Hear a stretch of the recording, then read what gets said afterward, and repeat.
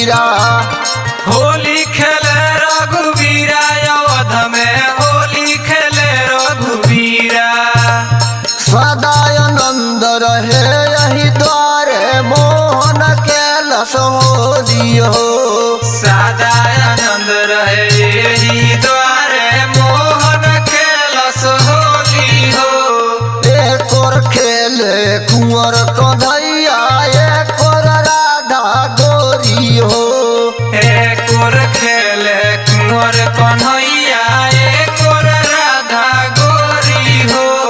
होली खेले रघुवीरा अवध में होली खेले रघुवीरा।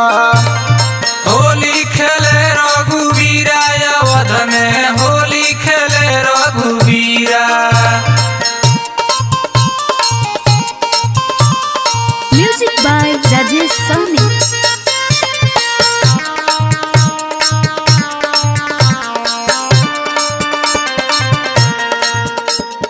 फागुन महीनवा निमन लागे फागुन में बुढ़वा देवर लागे।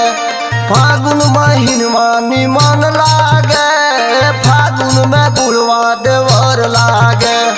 चोली में रंग लगवैबू का रात भर लगे सुतैबू का। चोली